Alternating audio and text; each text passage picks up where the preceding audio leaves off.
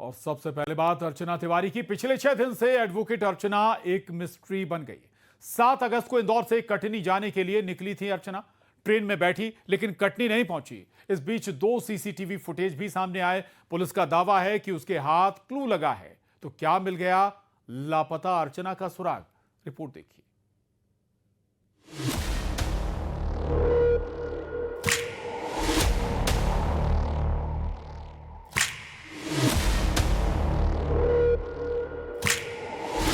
मिल गया अर्चना का सुराग।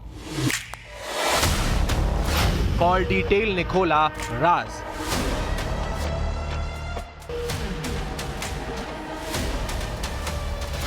B3 कोच का बर्थ नंबर 3 क्यों बना रहस्य?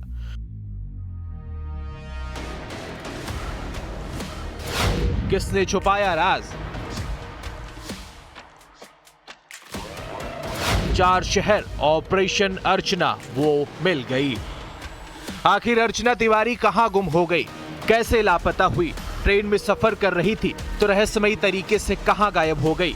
ये वो सवाल हैं जिस सवालों ने 4 शहरों की पुलिस की परेशानी पर बल ला दिया है। इंदौर, भोपाल, नर्मदापुरम और कटनी।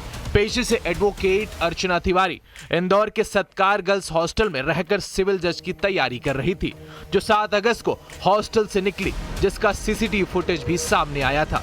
7 अगस्त को इंदौर से कटनी जाने के लिए ट्रेन से निकली अर्चना रक्षाबंधन पर घर जा रही थी।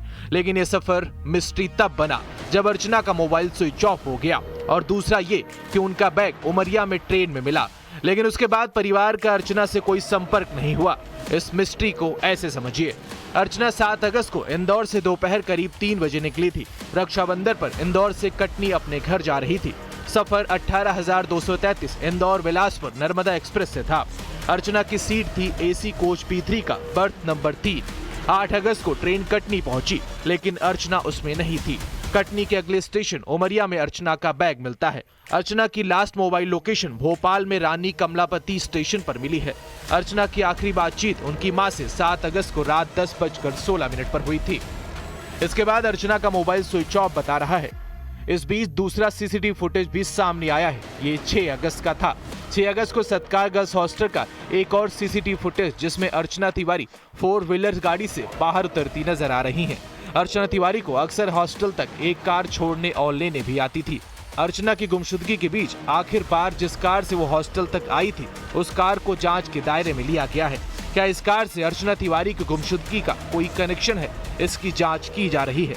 एक्सप्रेस से निकली अर्चना तिवारी उमरिया में बैग मिलता है। लास्ट मोबाइल लोकेशन भोपाल में मिलती है। लेकिन इस बीच अर्चना के साथ ट्रेन में सवार एक यात्री का दावा है कि उन्होंने नर्मदापुरम तक अर्चना को बोगी में देखा था। ऐसे में नर्मदापुरम में भी अर्चना की तलाश की जा रही है। यानी 7 अगस्त से लेकर 12 अगस्त यानी कुछ 6 दिन तक अर्चना का सुराग नहीं मिला। इस मिस्ट्री में नया मोड़ तब आ गया जब पुलिस का दावा कि उनके हाथ एक ऐसा सुराग लगा है जिससे लापता अर्चना के बारे में पता चल गया।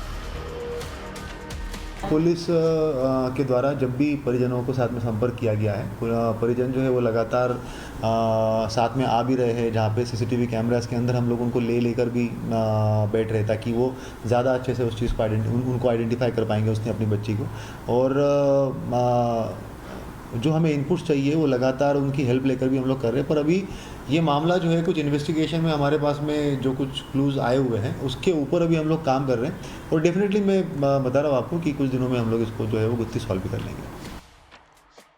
क्या मोबाइल कॉल डिटेल में सीसीटीवी फुटेज में ऐसा सुराग पुलिस के हाथ लगा जिस फुटेज में अर्चना दिखाई दे रही है?